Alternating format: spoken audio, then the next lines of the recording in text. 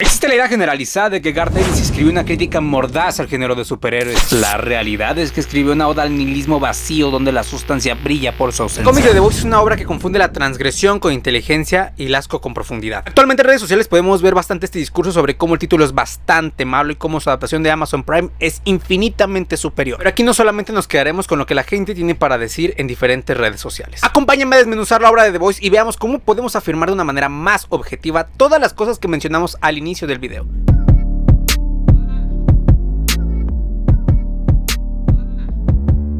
Para comenzar con ese análisis, contextualicemos el mito de la obra transgresora que se dio desde la salida del título. A mediados de los 2000, el cómic de superhéroes vivió una etapa curiosa. Por un lado, la industria buscaba madurar, historias más oscuras, más cínicas, más adultas, y por otro lado, el género empezaba a consolidarse como fenómeno cultural masivo. Es en ese contexto que aparece The Voice en el año 2006, escrito por Garth Ennis y dibujado por Darick Robertson, vendiéndose como una obra transgresora, irreverente, casi peligrosa, una sátira despiadada del mito del superhéroe. De hecho, parte de esa reputación nace casi por accidente, ya que The Voice comenzó su publicación bajo Wildstorm, un sello de DC Comics, pero apenas duró unos cuantos números antes de ser cancelado. La razón, su contenido era, según la propia editorial, demasiado extremo. Ese breve paso por Wildstorm no solo no lo frenó, sino que lo convirtió en una leyenda, porque en el imaginario del lector no solo era un cómic más, era el cómic que DC no se atrevió a publicar, un producto casi prohibido, y eso alimentó el mito. Porque sí, The Voice fue relativamente popular, construyó una reputación de cómics sin filtros, de esos que supuestamente dicen lo que nadie más se atreve, un golpe directo contra figuras como Superman o el Capitán América, pero deformados hasta volverse grotescas. La promesa era clara: desmontar al superhéroe moderno y exponer su hipocresía. El problema de esto es que nunca pasa, porque una crítica, para hacer una crítica, necesita algo más que solamente desprecio, necesita entender aquello que intenta cuestionar, y que The Voice no lo hace. No analiza al superhéroe, no lo deconstruye, lo reduce. Encontramos no una sátira inteligente, sino una colección de excesos donde la violencia, el cinismo y el shock reemplazan cualquier intención de crítica real. No hay reflexión, no hay matices, solo una insistencia constante en demostrar que todo es corrupto, vacío y ridículo. Cuando todo es igual de despreciable, nada realmente lo es, así que la pregunta no es si The Voice es provocador, lo es. La verdadera pregunta es: ¿provoca pensamiento o solo reacción? Es aquí donde The Voice tropieza de frente con su propia premisa, porque lo que aparenta ser una sátira, más bien es un hombre de paja. Para que la sátira funcione, necesitas comprender profundamente aquello que estás criticando. No basta únicamente con exagerar defectos. Tienes que identificar por qué ese objeto es relevante, por qué funciona y por qué conecta tanto con la gente. Solo entonces puedes desmontarlo de verdad, y ese es precisamente el problema con Garth Ennis en este título.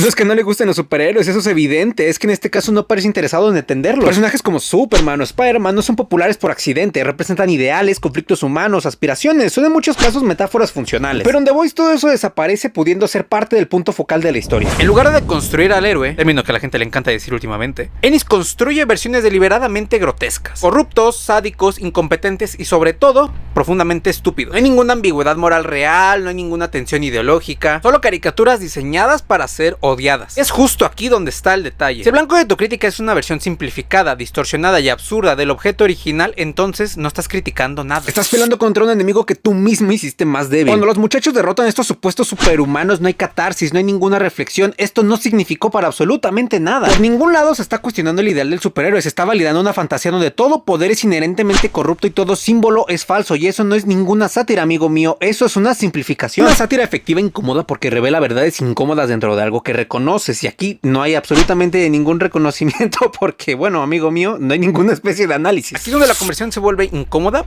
pero necesaria. Porque si quitamos la etiqueta de sátira, lo que queda de The Voice es un fetiche constante por el shock. No solo que haya violencia, eso por sí mismo no es ningún problema, es cómo esta se usa. A lo largo del cómic, las agresiones sexuales, la tortura explícita y la obsesión con los fluidos corporales aparecen una y otra vez. Estos no son empleados como herramientas narrativas, sino como estímulos, como golpes diseñados para provocar una reacción inmediata, asco o incomodidad. Es justamente por esto que Garth Ennis tiene que tener supervisión para escribir una buena historia. Porque aquí, en lugar de escribir una crítica que escale y que profundice en sus ideas, The Voice recurre constantemente a subir el volumen. Es como un berrinche adolescente fan del gore sumamente explícito, ¿no? Como si el ser bien intenso pudiera reemplazar el tener sustancia. El problema de este tipo de contenido, cuando no está respaldado por una intención clara, solamente se convierte en ruido. Interrumpe cualquier posibilidad de análisis porque secuestra la atención del lector con cosas sumamente absurdas. No estás pensando en lo que significa la escena, estás pensando en lo que estás viendo. Eso no es un accidente, es el mecanismo real de The Voice con Ennis. Ennis aquí no quiere que pienses, quiere que te quedes viendo. Si eliminas todas esas escenas desagradables, la historia apenas cambia. En general, los personajes no evolucionan de manera significativa y las ideas no avanzan. Hay que ser bien honestos con una cosa respecto a The Voice, y es que esta historia se mantiene siempre en el mismo punto. En el poder corrompe y los héroes son una mierda. Se repite bastante este ciclo, llevándonos a que,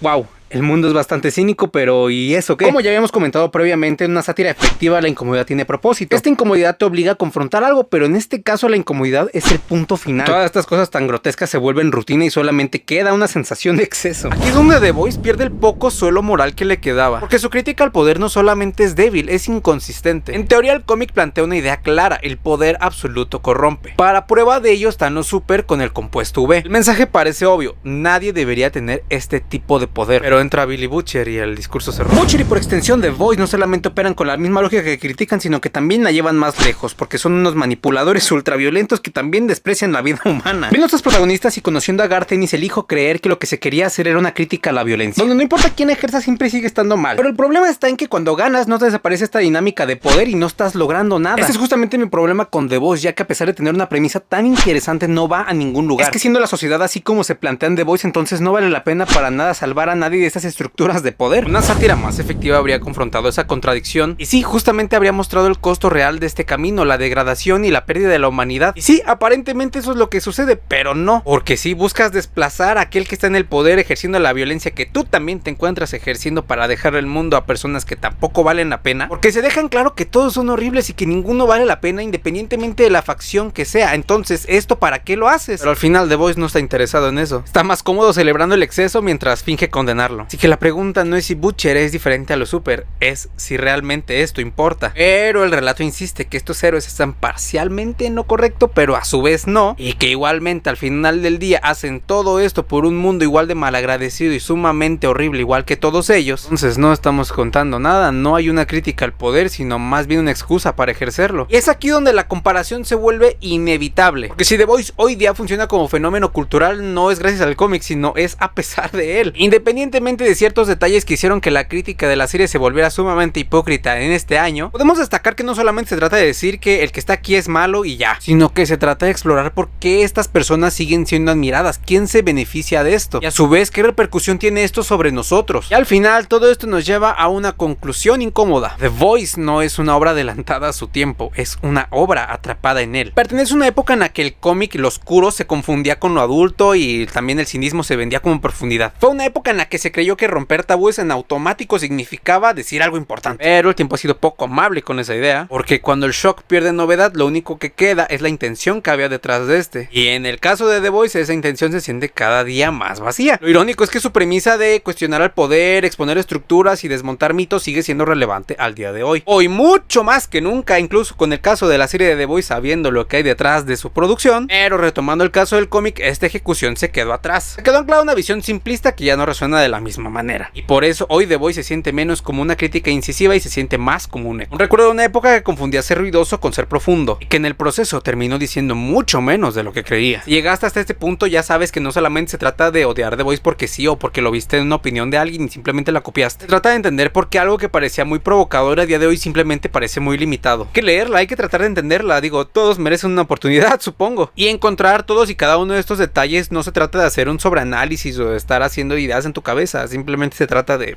leer a conciencia. Si te gustó este tipo de análisis, puedes apoyar al canal dándole un like aquí abajo y de igual forma suscribiéndote, activando la campanita porque si vienen más análisis de este tipo. Y de igual forma apoyas el canal compartiendo este video con alguien que crea que ser oscuro es automáticamente ser profundo, ¿no? Prometo que la conversación se pone interesante, dejen aquí sugerencias si les gustaría que habláramos de alguna obra en especial y nos vemos en un próximo video. Yo soy Isaac, hasta la próxima.